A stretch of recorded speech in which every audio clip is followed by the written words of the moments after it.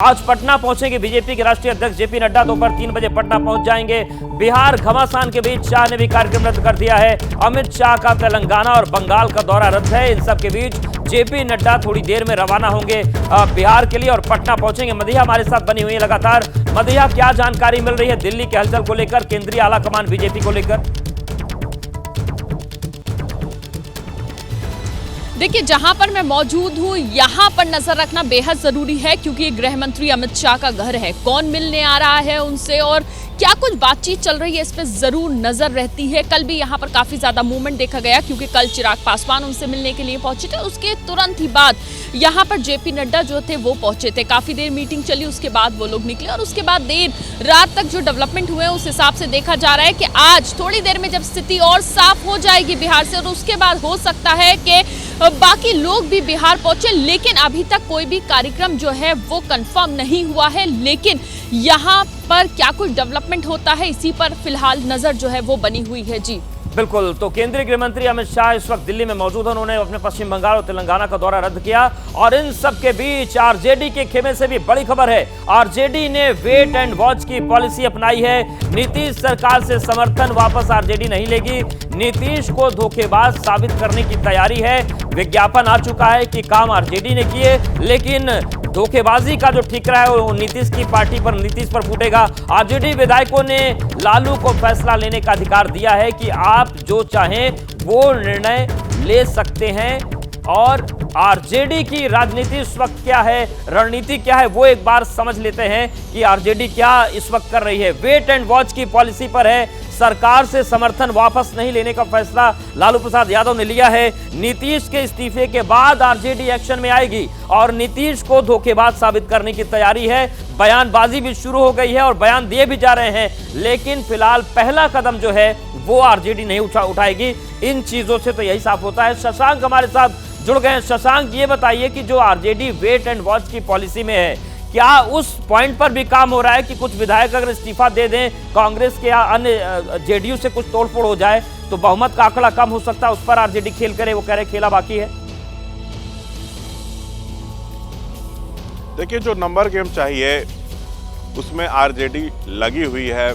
सरकार बनाने के लिए 122 विधायकों की जरूरत है, तो उस ऑपरेशन में आरजेडी लगी हुई है, लेकिन बहुत बड़ी सफलता अब तक नहीं मिली है। कुछ विधायकों का समर्थन इनको जरूर मिल रहा है। जदयू में करीब 6 से 7 ऐसे विधायक हैं जो लोकसभा चुनाव लड़ना चाहते हैं, लेकिन नीतीश अपने किसी विधायक को चुनाव नहीं लड़वाना चाहते, क्योंकि वो सिर्फ 45 हैं। तो इसका फायदा आरजेडी उठाने की कोशिश में है कि उनको इस्तीफा कराए और यहाँ पे लोकसभा का टिकट आरजेडी से उनको दिया जाए। तो इस तरह की स्ट्रेटजी पे काम हो रहा है, लेकिन आरजेडी पहला कोई कदम नहीं उठाने जा रही है। मैं कल से ये कह रहा हूँ, आरजेडी ये चाहती है कि जनता में ये मैसेज जाए कि हम तो आपके लिए काम कर रहे थे, नीतीश ने हमको धोखा दिया और कुर्सी के लिए फिर बीजेपी के साथ चले गए। तो आरजेडी इसी स्ट्रेटजी पे काम कर रही है। आरजेडी ये दिखाना चाहती है कि हम लोगों ने कोई कदम नहीं उठाया, बल्कि एक सरकार जो रोजगार दे रही थी, गरीबों के लिए काम कर रही थी, उसको नीतीश ने ही खत्म कर दिया। तो ये मैसेज देने की कोशिश है।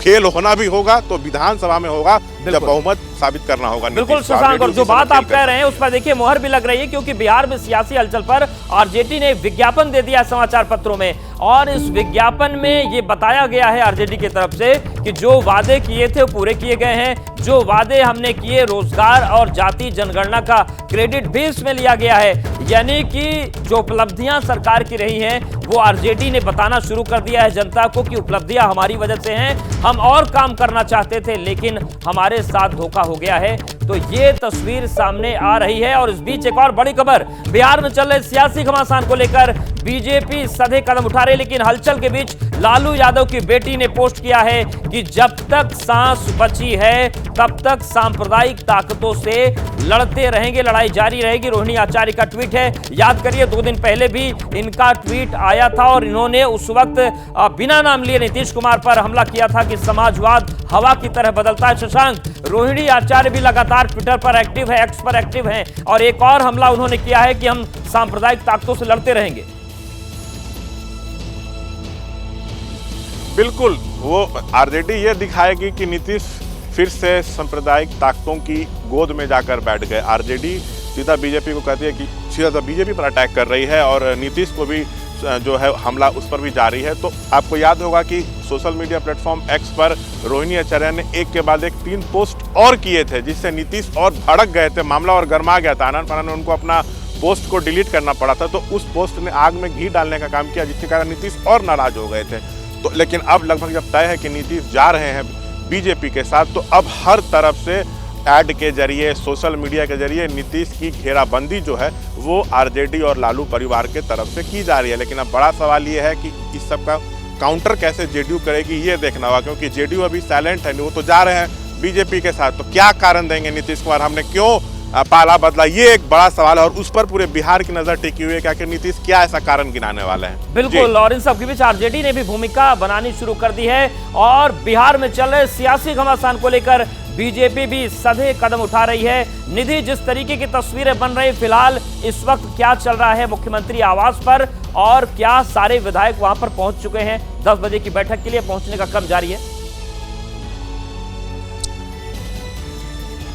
नहीं, देखिए अभी विधायकों का पहुंचना यहाँ शुरू नहीं हुआ है। 10 बजे की बैठक है तो तकरीबन 1 घंटे बाद विधायक यहाँ पर पहुंचेंगे। और थोड़ी देर पहले हम बातचीत कर रहे थे कि किस तरीके से आरजेडी अपनी स्ट्रेटजी बनाई हुई है। तो मैं अवधेश बता दूं कि इस वक्त जो मेरे पास खबर है आरजेडी की तरफ से कल की बैठक दल से जो निकली खबर है उसके मुताबिक आरजेडी विपक्ष में बैठने का लगभग मन बना चुकी है। आरजेडी को ये पता है कि हम अब हमारे पास बहुमत नहीं है, मैजिक नंबर का आंकड़ा नहीं है। देर रात तक कोशिश हुई लेकिन वो सफल नहीं हो पाए और उसके बाद ये तय किया गया कि हम विपक्ष में बैठने के लिए तैयार है, क्योंकि आरजेडी को पता है कि नीतीश कुमार की पॉलिटिकल लाइफ जो है वो अब बहुत ज्यादा बची नहीं है। और ऐसे में आज सुबह सुबह तमाम जो अखबारों में विज्ञापन आता है नीतीश तेजस्वी यादव का कि हमने किया है और हम ही करेंगे, तो कहीं ना कहीं जनता के बीच इसी स्ट्रेटेजी को लेकर आरजेडी जाने की कोशिश करेगी। कि जैसे ही घड़ी का काटा दोपहर 2:30 पे आए, बबीता जी का दिल सास बहू साजिश के लिए मचल जाए।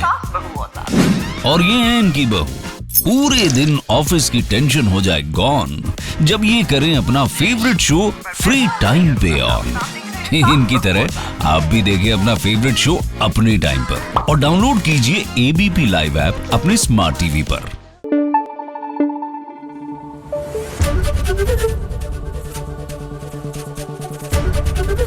एबीपी न्यूज आपको रखे आगे।